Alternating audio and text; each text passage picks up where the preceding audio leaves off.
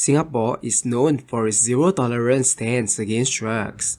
In 2021, more than 2,700 were arrested for drug abuse, 25 drug syndicates were dismantled, and large quantities of drugs were seized.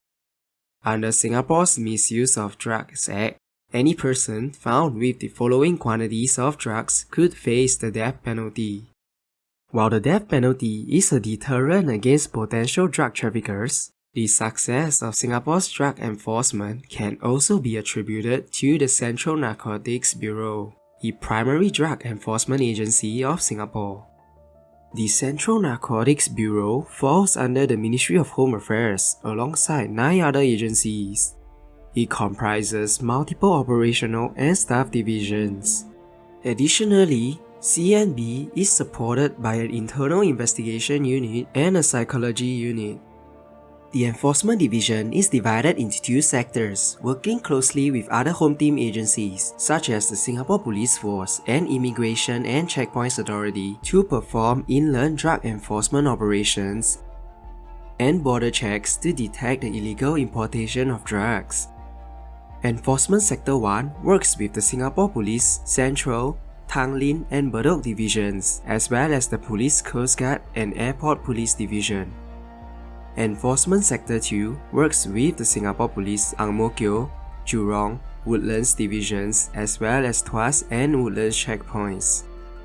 The Investigation Division is responsible for all forensic matters and drug investigations. The Intelligence Division oversees all intelligence activities, as well as the planning and execution of operations. The Special Task Force is an elite unit under the Intelligence Division since all STF operations are intelligence-led. The STF specializes in covert and high-risk drug enforcement operations. The Operations Division develops operational policies, oversees training, as well as audit matters within CNB. The Staff Divisions perform non-operational duties such as drug policies, community engagement, and preventive drug education. Legally defined as Officer of the Bureau, CNB officers are either designated narcotics officers or civilian officers. All narcotics officers must undergo a residential training in the Home Team Academy and serve a 2-year bond after their residential training.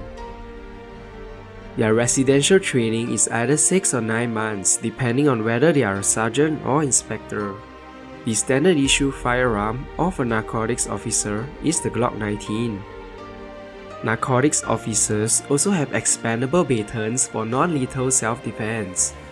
Civilian officers are unarmed and is equivalent to the DXOs serving under the Ministry of Defense. To join the Special Task Force, potential candidates need to have at least 2 years of operational experience. Selected candidates will then undergo a 3-month-long conversion course which includes weapon handling, unarmed combat, and vehicular interceptions. In addition to their firearm, STF officers are equipped with specialized equipment like electric cutters and battering rams for force entry operations. Now, before my video indirectly assists CNB with their recruitment quota, only 39% would recommend CNB according to Glassdoor due to reasons such as no proper work-life balance, poor management, or poor career progression. This is comparatively lower than the Singapore Police Force. In 2022, Singaporean swimmer Joseph Schooling confessed to consuming cannabis in Vietnam. First-time drug abusers like him are usually deemed low risk and placed on the drug supervision scheme, which involve regular urine tests for drugs. For high-risk drug abusers, they are sent to the Drug Rehabilitation Center, run by the Singapore Prison Service.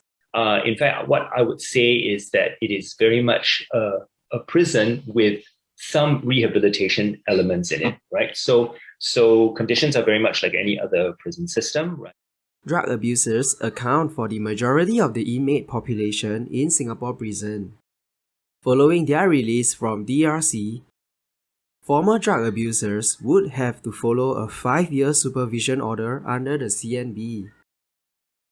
For drug traffickers, those carrying more than the stated quantities, they are sentenced to the death penalty.